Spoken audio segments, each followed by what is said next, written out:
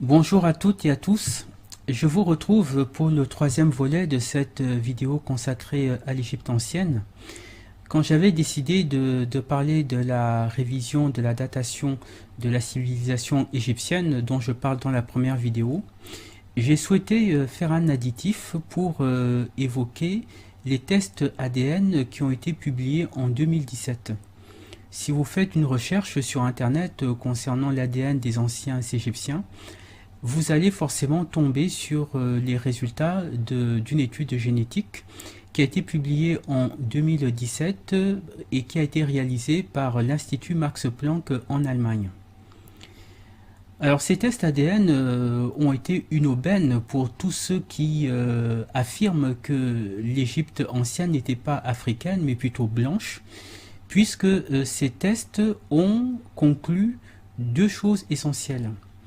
D'abord que la génétique des anciens Égyptiens correspond davantage aux populations de la Méditerranée et aux Européens qu'aux Africains.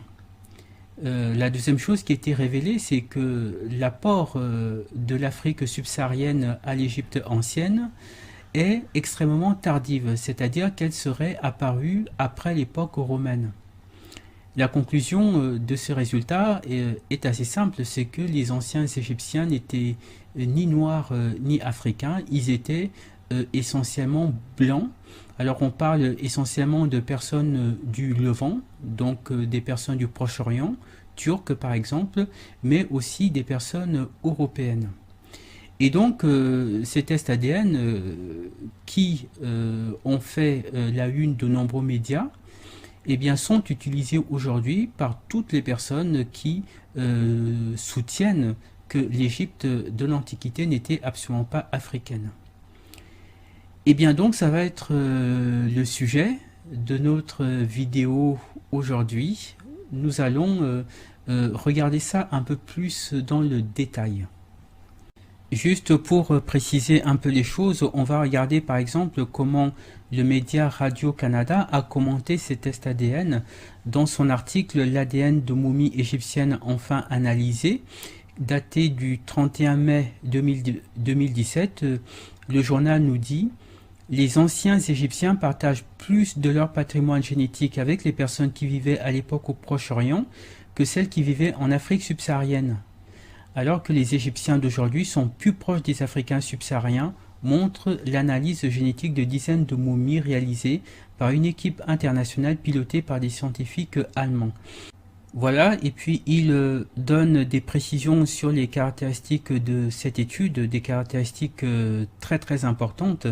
Par exemple, que la période d'investigation des chercheurs couvre en gros une période de 1300 ans, que les données ont été prélevées sur 151 momies, et il rappelle ici une des conclusions majeures tirées de cette étude, à savoir que l'ADN, la génétique des anciens Égyptiens est demeurée relativement stable durant cette période-là, que les conquêtes extérieures n'ont pas eu d'impact majeur sur la génétique des anciens Égyptiens. C'est ce qu'ils expliquent ici, en citant justement l'un de ces chercheurs, la génétique de la communauté d'Abou Sir. Alors Abou Sir, c'est le site où ont été faits ces tests ADN, n'a subi aucun changement majeur au cours de la période de 1300 ans que nous avons étudiée, ce qui laisse à penser que la population est restée génétiquement relativement peu affectée par la conquête et la domination étrangère. Alors ça, c'est quelque chose qu'on va vérifier par la suite.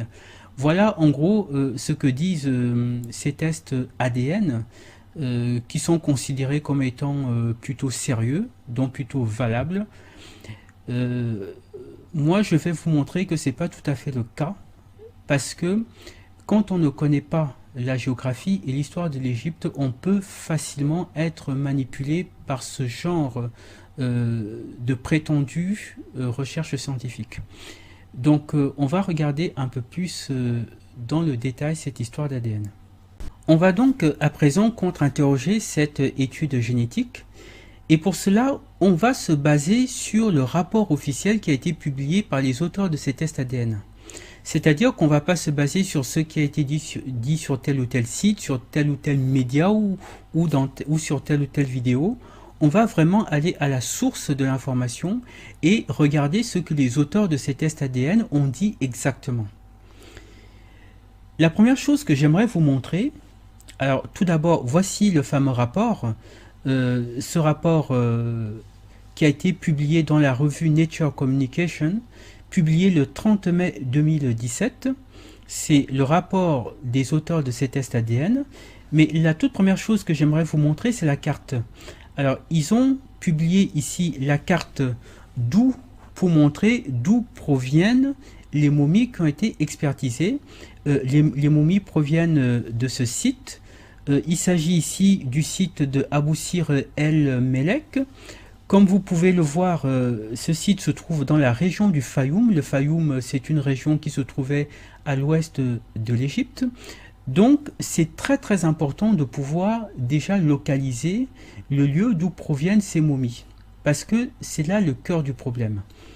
Dans un premier temps, j'aimerais vous faire écouter une réponse qu'un égyptologue français a donnée à une question qu'on lui posait.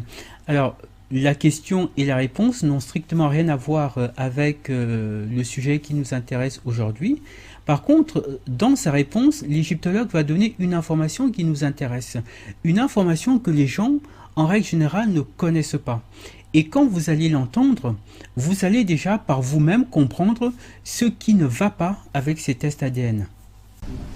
Est-ce qu'il y a une idée d'empire universel dans les théories politiques ou philosophiques égyptiennes? L'empire universel? Oui. Comme pour les Assyriens, par exemple, je crois qu'il y a une différence assez grande. Bon, alors bien sûr, l'Égyptien a une haute idée de lui-même. Il a un terme qu'on traduit par homme qui ne s'applique qu'aux Égyptiens. Bon. Mais ça, c'est le discours officiel. Dans la réalité, les Égyptiens, depuis le début, composent avec l'étranger. Ne serait-ce que parce qu'il y a toute une partie de la population égyptienne qui est d'origine étrangère. Je veux parler de ceux qui habitent à l'ouest, on va dire les Libyens pour faire court, hein, qui en réalité sont plus que des voisins, ce sont des gens qui se sont intégrés dans la population égyptienne. Voilà. Bon. Il y a toute la zone du Fayoum par exemple qui est entre l'Égypte et la Libye, hein, dans le Sahara. Bon. Il y avait des communications telles, il n'y a aucune barrière géographique, hein, qui fait qu'il y avait des communications, et donc les Égyptiens sont en contact constant avec les populations de l'Ouest, qui sont semi-nomades. Bon. Ce qu'explique ici cet égyptologue qui s'appelle Bernard Mathieu est très intéressant. Il rappelle que durant toute leur histoire, les Égyptiens ont dû composer avec l'étranger. Et qu'il y avait en Égypte beaucoup de personnes d'origine étrangère. Et pour illustrer son propos, il cite comme endroit, comme pôle migratoire durant l'histoire égyptienne, la région du Fayoum. Il explique qu'à cet endroit-là, eh bien, il y avait une forte communauté étrangère qui s'était intégrée à la société égyptienne. Il parle de Libyens, de semi-nomades, bref, des populations qui correspondent aujourd'hui à l'Afrique du Nord. Et, comme par hasard, je dirais comme par hasard, c'est à cet endroit-là qu'ils sont allés faire leur test ADN. C'est-à-dire que pour déterminer qui sont les Égyptiens d'origine, ils ne sont pas allés faire des tests ADN dans un lieu où on est sûr de trouver des Égyptiens de souche. Ils sont allés faire leur test ADN dans un emplacement, dans une localité qui s'avère être le principal pôle migratoire de l'Égypte ancienne. On va revenir sur ce point avec le rapport des experts. La première question que je vais poser est assez simple. Comment sait-on que ces gens, sur la base desquels on a réalisé des tests ADN, étaient des Égyptiens? Tous les médias qui ont répercuté ces tests génétiques nous ont déclaré que les anciens Égyptiens étaient ceci ou étaient cela. Alors, je repose la question, comment sait-on que ces gens étaient des Égyptiens? Vous allez comprendre pourquoi je pose cette question. À la page 7 de leur rapport, voici ce qu'expliquent les auteurs de ces tests ADN. Cependant, une question générale concernant le site est que plusieurs détails du contexte des individus analysés dans cette étude ont été perdus au fil du temps. Tout le matériel était exhumé par Rubenson au début du XXe siècle, dont l'intérêt principal était d'obtenir des papyrus littéraires à partir de cartonnages plutôt que des restes humains. Comme il était de coutume à cette époque, les archives archéologiques de Rubenson sont hautement incomplètes et beaucoup des découvertes faites par lui ont été extraites ou retirées de leur contexte sans être documentées. De plus, beaucoup de ces notes et journaux de fouilles ont été détruites durant la Seconde Guerre mondiale. Cette absence de contexte limite grandement les possibilités de description dense des individus analysés, au moins en ce qui concerne leur nom, leur titre et leur identité matériellement exprimée. Alors, autrement dit, pour résumer ce qu'il raconte dans ce paragraphe, on ne sait absolument rien des individus qui ont été expertisés. Ce qu'ils expliquent ici, c'est que les personnes sur la base desquelles ils ont réalisé ces tests ADN ont été découverts au début du XXe siècle par Rubenson. Rubenson, c'était un archéologue allemand du début du XXe siècle. Et il précise que son objectif, ce n'était pas de trouver des momies, c'était de trouver des papyrus littéraires. Et je vais préciser ici, parce qu'ils ne le disent pas, Rubenson cherchait des papyrus grecs. Et c'est pour ça qu'il est parti faire des fouilles à cet endroit. On y reviendra plus tard pour comprendre pourquoi ce détail est très important. Et donc, ils expliquent que toute la documentation concernant les individus dont les corps ont été exhumés ont été soit perdus, soit détruits, soit étaient tout simplement absents. Et donc, on ne sait absolument rien de l'identité de ces personnes. La seule information que l'on a, c'est que ces personnes étaient enterrées sur le territoire égyptien. Mais le fait que vous soyez enterré dans un pays ne signifie pas que vous êtes natif de ce pays. Si vous allez aux États-Unis, vous verrez que il y a beaucoup de latinos qui sont enterrés là-bas, il y a beaucoup d'asiatiques qui sont enterrés là-bas, il y a beaucoup d'africains qui sont enterrés là-bas. C'est la même chose en France, en Belgique, c'est la même chose dans tous les pays. Ce n'est pas parce que vous êtes enterré dans un pays que vous êtes originaire de ce pays. Donc la seule information que l'on a sur les personnes qui ont été expertisées, c'est que ces gens étaient enterrés sur le territoire égyptien. Mais on n'a aucune information sur leur identité. Donc on ne sait pas si ces gens étaient des Égyptiens ou non.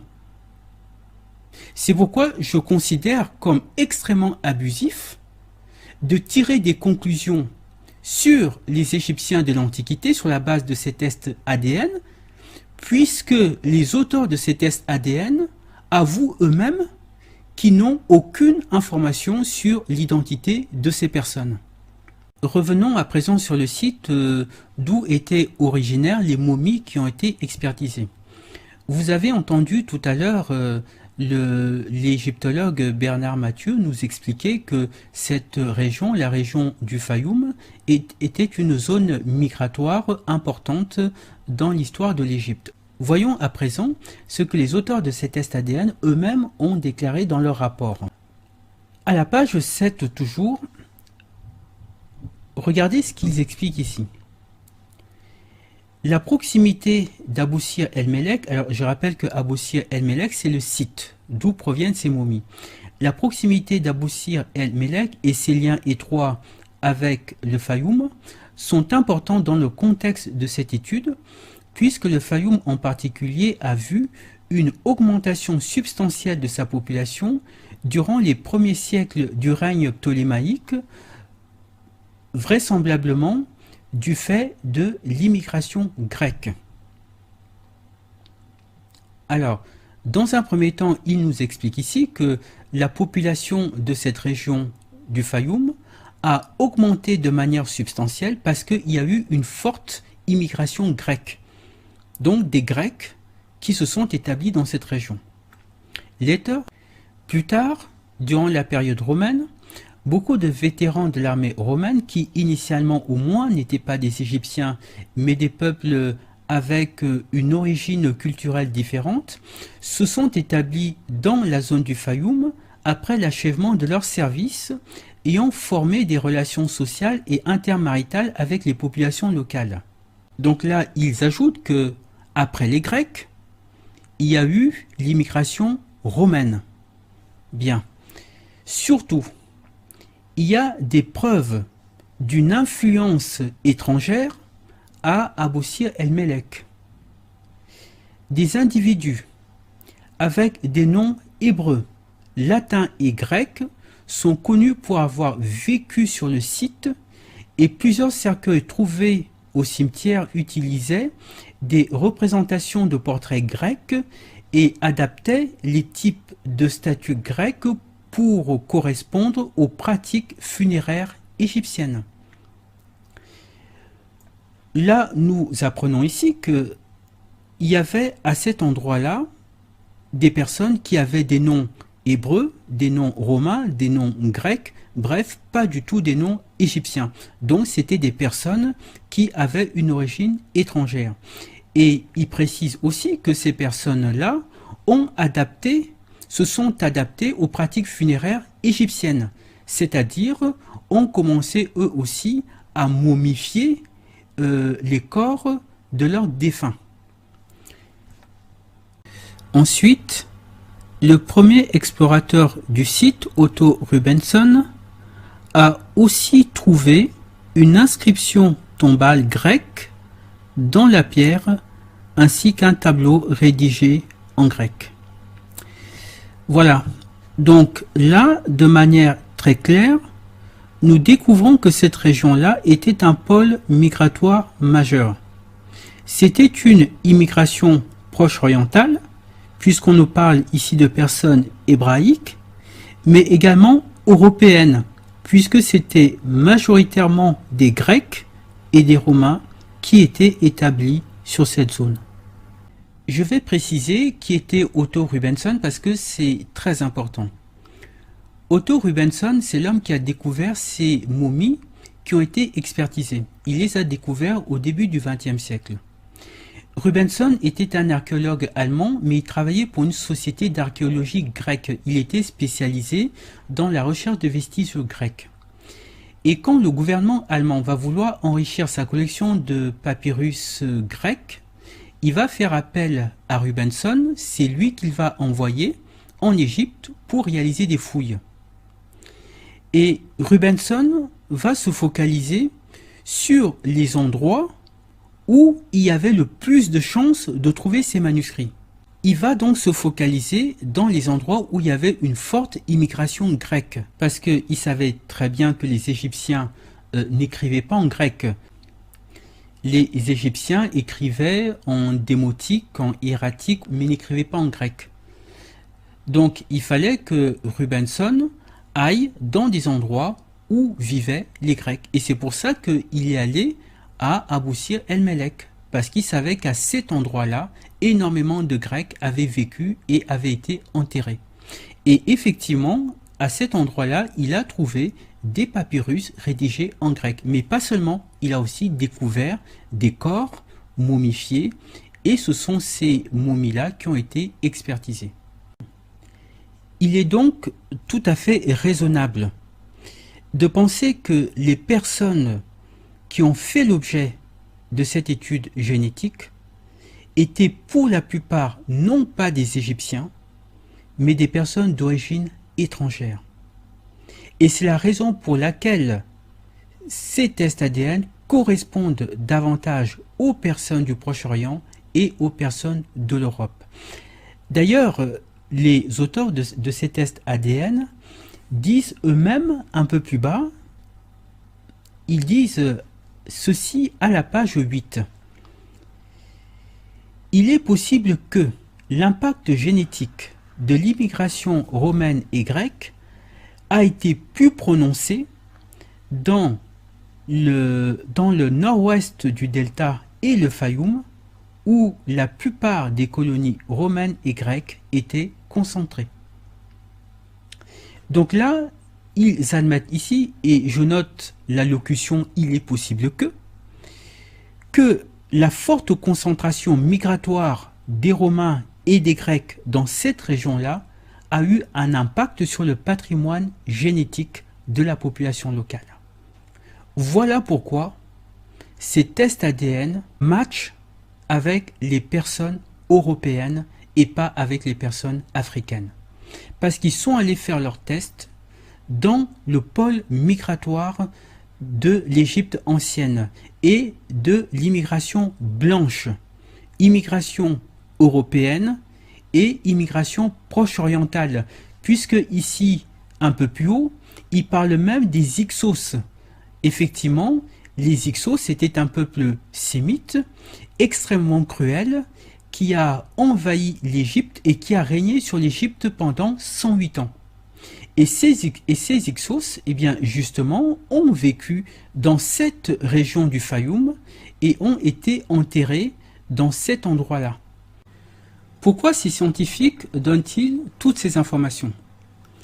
Ils le font parce que s'ils ne l'avaient pas fait, il est vraisemblable que la revue scientifique n'aurait pas accepté de publier leurs travaux. Comme vous pouvez le voir ici, l'article a été proposé le 19 octobre 2016 et il a été accepté le 20 avril 2017. Durant ce laps de temps, l'article a été examiné par leurs pairs, par d'autres scientifiques qui ont émis des avis, des commentaires, des propositions, des recommandations, voire des critiques. Et il se trouve que l'un des examinateurs de leurs travaux leur a demandé de donner des informations sur l'identité des personnes qui ont été expertisées et aussi d'expliciter dans quelle mesure les flux migratoires ont pu avoir un impact sur le patrimoine génétique de la population d'Abou Sir el-Melek. Je vous propose qu'on regarde de plus près ce que cet examinateur leur a dit. Voici le document qui a été remis aux auteurs de ces tests ADN avant la publication de leur article et qui comporte tous les avis, toutes les recommandations de leur pairs. Et nous, ce qui va surtout nous intéresser, c'est ce que leur a dit le relecteur numéro 1, l'examinateur numéro 1. Alors ici, il commence par leur dire « Le travail pourrait être grandement amélioré en apportant plus de détails sur les momies investiguées et une analyse plus détaillée de la possible influence étrangère sur le site. Il serait intéressant de comprendre si l'approche méthodologique pourrait permettre d'identifier les individus qui ont une origine différente, telle que ptolémaïque, c'est-à-dire grecque, ou romaine. » Alors, ce qu'il leur dit ici, c'est assez simple. Il leur demande de donner des informations sur l'identité de ces momies. Et deuxièmement, il leur demande de parler de l'influence étrangère sur le site d'Abou Sir el-Melek et, s'il est possible d'un point de vue méthodologique, de distinguer les Égyptiens des étrangers. Et je vous ai lu tout à l'heure le paragraphe dans lequel les auteurs de ces tests répondaient et dans lequel ils expliquaient qu'ils n'avaient aucun document permettant d'identifier ces personnes-là. Donc, il n'est pas possible d'un point de vue méthodologique de dire si ces personnes étaient des Égyptiens ou si c'était des personnes d'origine étrangère. L'examinateur leur dit par la suite, donc à propos des lignes 66 à 72, preuve d'une influence étrangère. Cela est-il vrai des échantillons étudiés? Que savons-nous au sujet des momies en ce qui concerne les noms, les pratiques funéraires, les styles de cercueil, etc. C'est un point intéressant. Pourquoi les auteurs n'ont-ils pas utilisé leurs données pour prouver ou réfuter cette hypothèse? Alors, l'hypothèse selon laquelle ces momies pourraient être en réalité non pas des Égyptiens mais des personnes d'origine étrangère. L'examinateur leur fait remarquer que dans le document initial qu'ils leur ont fourni, eh bien, les auteurs de ces tests ADN ne prouvent ni ne réfutent cette affirmation. Enfin, l'hypothèse selon laquelle ces momies seraient en fait des personnes qui ne sont pas des Égyptiens. Les auteurs devraient mentionner s'ils ont essayé de voir une influence étrangère et comment ceci pourrait avoir influencé leur analyse. Voilà. Il leur dit un peu plus loin, à propos de la ligne 68. 151 momies, 151 restent momifiées. Il aurait été intéressant d'en apprendre plus au sujet de ces momies. Y a-t-il quelconque information sur l'âge et le sexe de ces momies? Comment ont-ils été momifiés? Comment était l'état de préservation? Combien d'entre eux ont une identité? Et là, on a eu, je vous ai dit la réponse tout à l'heure, aucun. Aucune de ces momies n'a une identité. On ne sait pas qui ils sont. Il ajoute plus bas, ligne 144. La découverte d'une population continue, c'est-à-dire que ces experts ont déclaré que malgré les invasions, les conquêtes, la population de cette région-là, au fil du temps, est restée relativement stable. Or, lui émet quelques doutes par rapport à ça. Et il dit ici, serait-il possible de pouvoir détecter les étrangers avec cette approche? Veuillez commenter. Voilà, donc, alors il se répète un peu, mais c'est vrai que c'est une question absolument capitale. Est-ce qu'on peut distinguer parmi ces 151 momies les étrangers des Égyptiens? Et la réponse est clairement non. Alors, dans ses conclusions, il dit « Les auteurs devraient discuter de la possible influence et présence des étrangers sur le site archéologique d'Abou Sir el-Melek et comment leur approche pourrait être utilisée pour la détecter. Bien que l'ensemble de la population apparaisse être continu, il se pourrait qu'il y ait des individus qui sont originaires de la population romaine ou ptolémaïque, c'est-à-dire grecque. Serait-il possible d'identifier ces individus et ceci pourrait-il aider à comprendre l'utilisation de certaines pratiques de momification? Voilà, donc là, c'est la même chose dont il parle. Il leur demande de parler de l'influence et de la présence des étrangers sur ce site et il rappelle que au moins certaines des personnes momifiées qui ont été analysées sont peut-être des personnes d'origine romaine ou grecque et il serait intéressant de pouvoir les détecter. Mais nous avons vu que ce n'est pas possible. Là, il fait une dernière remarque qui est très intéressante. Alors, avant de vous lire cette remarque, je vous propose qu'on revienne sur le document des experts. Et vous allez comprendre pourquoi cette phrase est capitale. Regardez ce qu'ils disent ici. Alors, ça, c'est la phrase qui a été répercutée par tous les médias.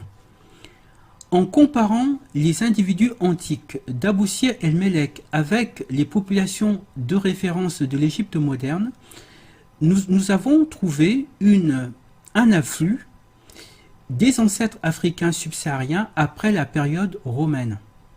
Voilà, la conclusion de leur étude, c'était que les Africains sont apparus en Égypte très tardivement, c'est-à-dire après la période romaine. Donc ça, c'est ce qui a été répercuté par tous les médias. Sauf que quelques lignes plus bas, il y avait une précision que aucun de ces médias n'a répercuté, à part peut-être CNN qui a eu l'honnêteté de le préciser.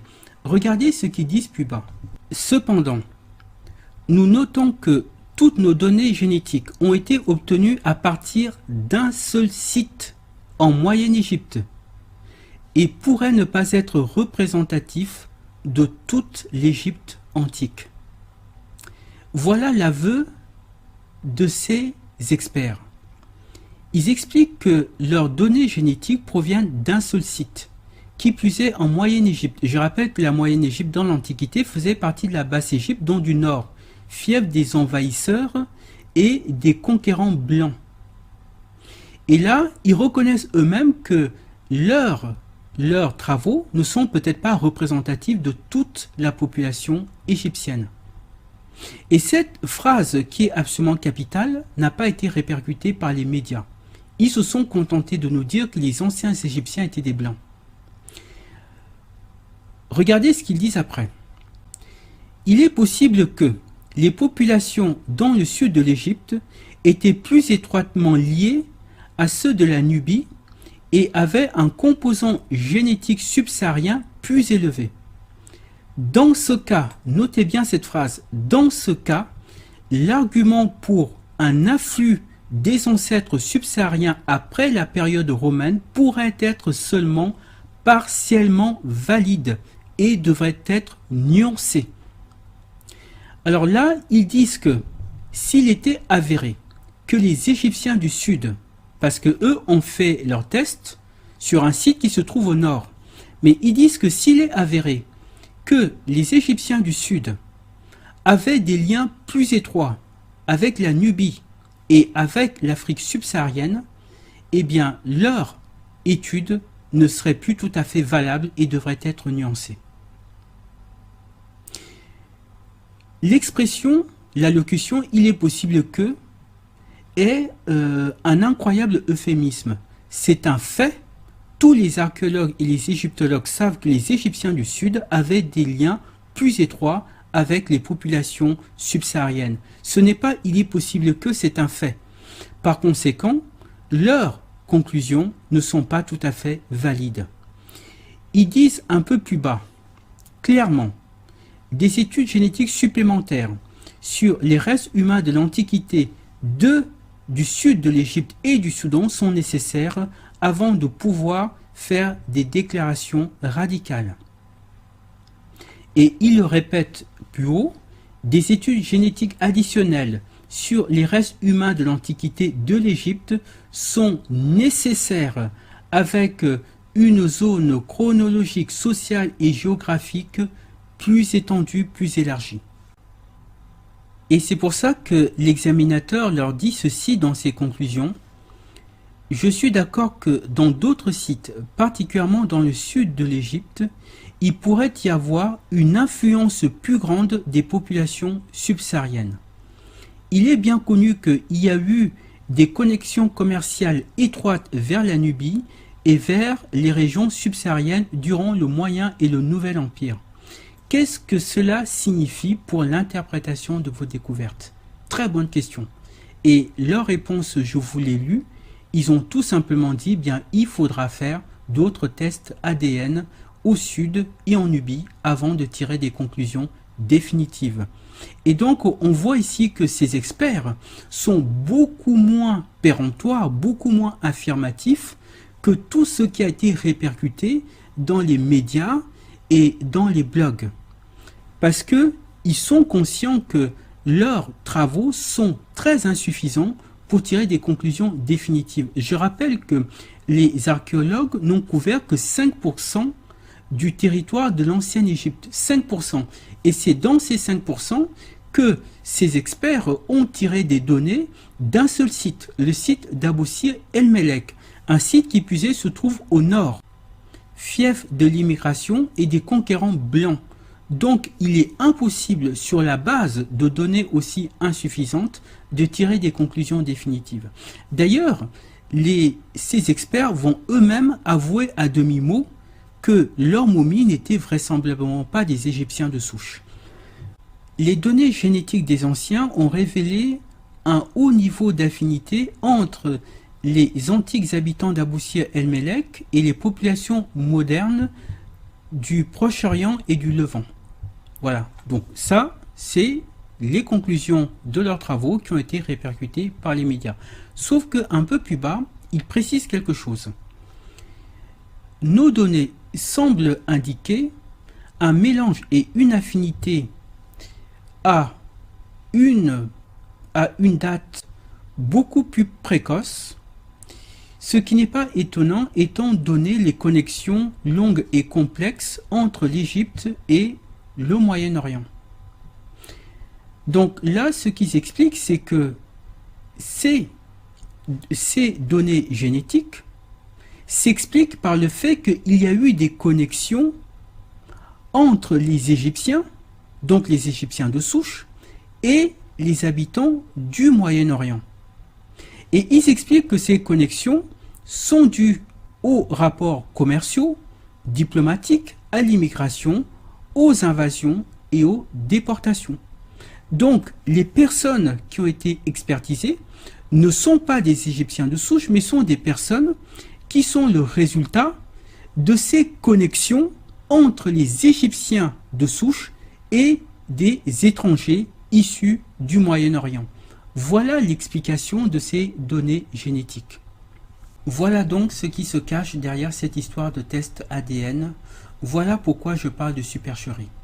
Parce que soit ces gens sont des pieds nickelés de la recherche scientifique, soit ces gens sont les sous-doués de l'analyse historique, soit ils avaient une idée derrière la tête.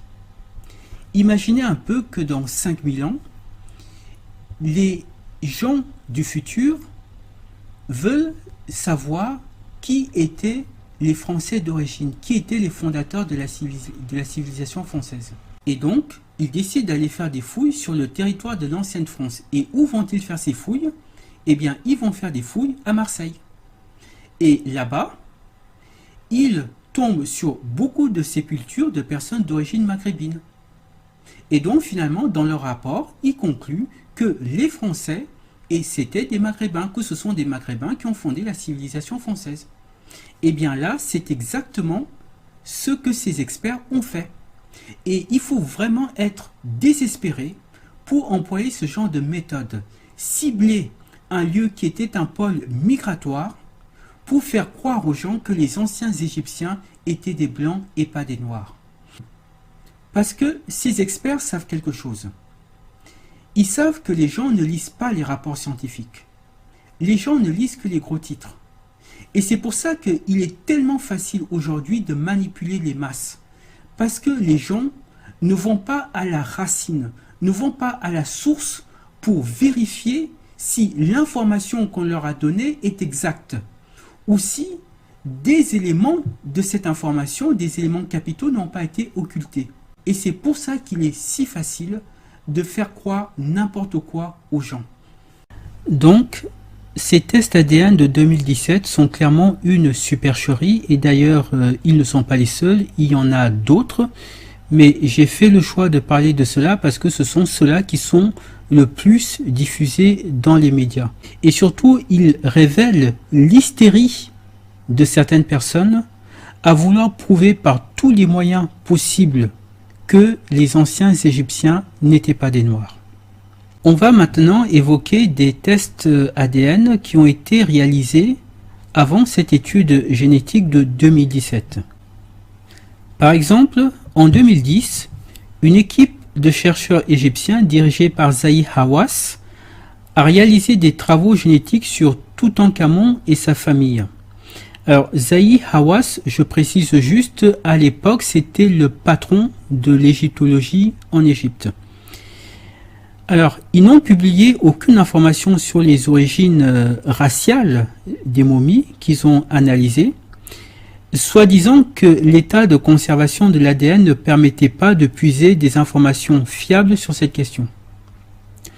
Néanmoins, un expert français, le docteur Philippe Charlier, a été interrogé sur les résultats de cette étude génétique. Je précise que le docteur Philippe Charlier, c'est un médecin légiste archéo-anthropologue, on a souvent fait appel à lui pour expertiser des cadavres de personnalités historiques importantes. Par exemple, on a fait appel à lui pour analyser le corps d'Adolf Hitler, mais également de Jeanne d'Arc.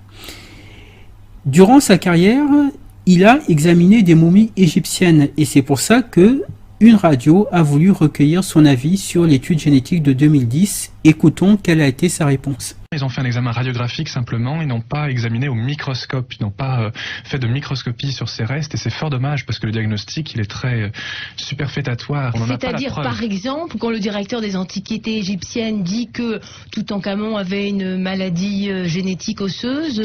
C'est faux tout simplement. Les pieds sont abîmés mais on ne sait pas quelle est la cause exacte de ces lésions au niveau du pied. De la même façon quand il dit que Toutankhamon et une partie de sa famille avaient la malaria, avaient le paludisme, c'est tout à fait vrai. Mais il présente ça comme une cause vraisemblable de décès. Et là, nous ne sommes pas d'accord. Parce que énormément de gens en Égypte ancienne étaient porteurs du paludisme et ils avaient d'ailleurs ce paludisme, ils l'attrapaient dès la plus jeune enfance. Et quand on attrape le paludisme jeune, eh bien, d'une part, ce n'est pas une maladie rare et d'autre part, eh bien, on acquiert une relative tolérance, on va dire, vis-à-vis du parasite. Et ce parasite devient de moins en moins mortel. De temps en temps, on fait des crises de palu, mais on n'en meurt pas à proprement parler. Donc dire que Toutankhamon avait le palu et que c'est la cause vraisemblable de son décès, ça c'est un petit peu exagéré. Même chose quand il dit, par exemple, qu'on a retrouvé une canne, pas mal de cannes d'ailleurs dans la tombe et que c'était vraisemblablement en raison de sa boiterie, c'est faux parce que la canne est un instrument de prestige et on en trouve énormément dans plein de tombes à la fois de pharaons mais également de nobles. Même chose lorsque Zayawas dit qu'on a retrouvé des graines et des aliments qui étaient particulièrement utiles pour traiter la maladie qui avait une vocation antalgique, c'est faux parce que ces aliments-là on les retrouve également dans d'autres tombes d'individus qui n'avaient pas les lésions osseuses décrites par Zayawas sur Toutankhamon et c'est extrêmement fréquent de donner ce genre d'aliments aux morts, c'est pour le nourrir dans l'autre monde, ce qu'on appelle le champ d'Ialou. Donc, il y a des données qui sont réelles, mais malheureusement, on les fait trop parler. Oui, il ne faut pas aller trop loin, finalement, il ne faut pas tirer des conclusions. Par contre, quand Zahir Hawass dit que Toutankhamon est le fils d'Akhenaton, ça c'est une sacrée révélation. Ça c'est une sacrée révélation, et ça pour le coup c'est vraiment du palpable et de l'irrévocable. Non, néanmoins, retrouver la momie, plutôt le squelette, parce que il est vraiment à l'état de squelette, non pas Toutankhamon, parce que ça en avait déjà, mais d'Akhenaton, anciennement identifié comme étant les restes de Smenkhéré, ça c'est vraiment quelque chose d'extraordinaire. C'est-à-dire que vous, en tant que spécialiste, au fond, vous lisez non pas des conclusions peut-être un petit peu hâtives, mais vous découvrez qu'on sait peut-être quel est le squelette ou la momie d'Akhenaton, et ça c'est vraiment quelque chose qui vous intéresse. Pour moi, c'est extrêmement intéressant d'avoir du palpable, avoir la vie d'un individu, les représentations iconographiques d'un individu avec un crâne déformé, avec des hanches entre guillemets voluptueuses ou gynoïdes, on va dire, conformes au canon féminin, même hypertrophié, et puis le squelette de l'individu où on se rend compte qu'il n'y a pas de corrélation entre le squelette du crâne, par exemple, et les représentations iconographiques d'Akhenaton avec ce crâne complètement partant vers l'arrière, on dit dolicocéphale, etc. Donc là, on se rend compte que les représentations iconographiques d'un roi ou d'une période, qui est la période amarnienne, ne sont pas fondées sur une réalité anatomique, mais simplement sur un canon artistique. Ça, c'est extrêmement important. Ça, c'est dommage que les auteurs de l'article n'aient pas insisté dessus, mais ça fera peut-être l'occasion. C'est-à-dire que si on se représentait ce Toutankhamon et cet Akhenaton, il serait au fond différent des représentations qu'on a sur les bas-reliefs égyptiens. Toutankhamon pas énormément, sauf pour sa période d'enfant où il avait encore le canon amarnien, mais pour Akhenaton, Néfertiti et autres de l'époque, là en revanche, on avait vraiment des représentations qui ne correspondent pas du tout à la réalité. Ça, c'est vraiment une information pertinente. C'est une des informations fournies par cet article qui n'est pas si mauvais, il ne faut pas exagérer. Et pour nos auditeurs comme ça, alors comment on pourrait se représenter Akhenaton ? Eh bien comme un homme normal, tout simplement, mais un homme à peau noire. Hein. N'oublions pas que les Égyptiens avaient une peau noire dans l'Antiquité, ils l'ont toujours un petit peu maintenant, mais ils l'ont perdu au fur et à mesure des passages des populations sur le sol égyptien. Mais le peuple égyptien, je déteste cette expression négroïde parce qu'elle a des connotations raciales lamentables. Malgré tout, c'est une réalité biologique. Il faut vraiment s'imaginer les individus égyptiens antiques comme ayant une peau noire, beaucoup plus que maintenant. Alors, ce monsieur, comme vous pouvez vous en douter, n'est pas un afrocentriste. C'est un expert mondialement reconnu et il a le mérite de ne pas faire d'idéologie et de s'en tenir aux faits. 2 ans plus tard, en 2012, d'autres tests ont été réalisés sur ces mêmes momies, mais cette fois-ci par le laboratoire américain DNA Tribes. Je vous mets sous les yeux le rapport officiel. Voici donc le rapport officiel qu'a publié ce laboratoire suite à ces analyses. Et là, vous avez ici la liste des momies qui ont été expertisées. Alors, dans un premier temps, je vais vous faire les présentations. Alors ici, on a Touya. Touya, c'était la belle-mère du pharaon Amenhotep III. Yuya, c'était le mari de Touya. KV35EL, c'était la reine Tiyi. Tiyi, c'était la mère d'Akhenaton. Là, on a Amenhotep III. KV55, c'était Akhenaton ou peut-être Semenkaré, on n'en est pas sûr. KV35YL, c'était la mère de Toutankhamon et Tout, c'est Toutankhamon. Voilà donc, ce sont donc ces momies qui ont été expertisées. Je précise que ces analyses sont basées sur le profil STR des individus.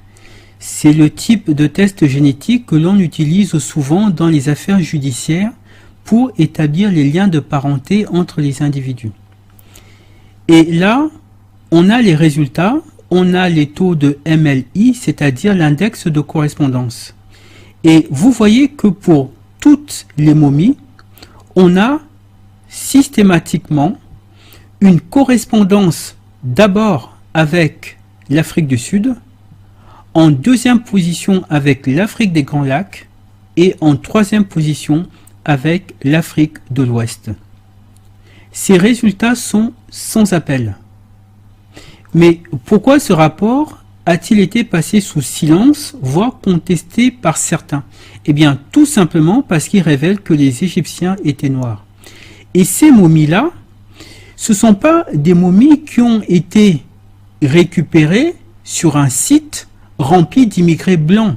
Ce sont toutes des momies royales issues de la période amarnienne, c'est-à-dire la fin de la 18e dynastie. Ce sont des momies issues d'Égyptiens de souche. Voilà la différence.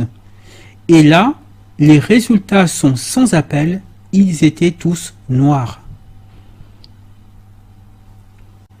À la fin de la même année, Zahi Hawass a publié une autre étude, cette fois-ci consacrée à Ramsès III.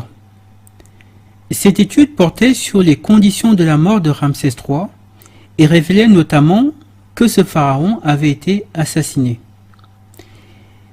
Et son rapport donnait une information permettant de savoir si Ramsès III et sa parenté étaient blancs ou noirs. Et quelle est cette information? Cette information, c'est son haplogroupe et on trouve cela à la page 2. Donc, il nous dit ici qu'ils ont fait une analyse de sa parenté génétique et qu'ils ont déterminé qu'il appartenait à l'haplogroupe E1B1A. Qu'est-ce que cela signifie? Eh bien, ça signifie tout simplement que Ramsès III et sa parenté étaient très probablement des personnes noires. Qu'est-ce que nous dit le site de Wikipédia sur cet haplogroupe? Alors, le site nous dit ici, par rapport à E1B1A, il nous dit que l'haplogroupe E1B1A, caractérisé par le marqueur M2, est prévalent 70 à 100% chez les populations de l'Afrique de l'Ouest, l'Afrique centrale, l'Afrique du Sud et l'Afrique du Sud-Est. On le trouve aussi à des fréquences plus basses, moins de 10% chez les Berbères et les personnes d'Afrique du Nord. Donc là, ce qu'il nous dit ici, c'est que si on a cet haplogroupe, ça signifie qu'on a 70 à 100% de chances d'être une personne issue de l'Afrique noire. On nous précise ici qu'il est caractérisé par le marqueur M2. Qu'est-ce que ça signifie? Une autre étude consacrée au peuplement du Sahara nous donne cette précision par rapport à ce marqueur. Alors, on l'a ici. On nous dit que EM2 est typique de l'Afrique subsaharienne, mais se trouve également à faible fréquence en Afrique du Nord. C'est bien ce que nous disait Wikipédia. C'est-à-dire que c'est vraiment caractéristique de l'Afrique subsaharienne, mais qu'on peut le retrouver aussi à moins de 10% chez les personnes d'Afrique du Nord. Une autre étude a dressé le classement des populations au monde qui sont le plus porteuses de ce marqueur M2. Et là, comme vous pouvez le voir ici sur la liste, ce ne sont que des populations africaines. Et la population au monde chez laquelle on trouve le plus ce marqueur, ce sont les Bamileke. 96 à 100% de Bamileke ont ce marqueur EM2, tout comme l'avait Ramsès III et sa famille. Voilà donc pour notre vidéo d'aujourd'hui. J'espère que les arguments qui ont été présentés ont permis de nourrir votre réflexion sur ce sujet particulier. Je vous remercie de l'avoir suivi et également d'avoir suivi ce cycle de vidéos que j'ai produit durant ces 15 derniers jours. Et je vous dis à bientôt.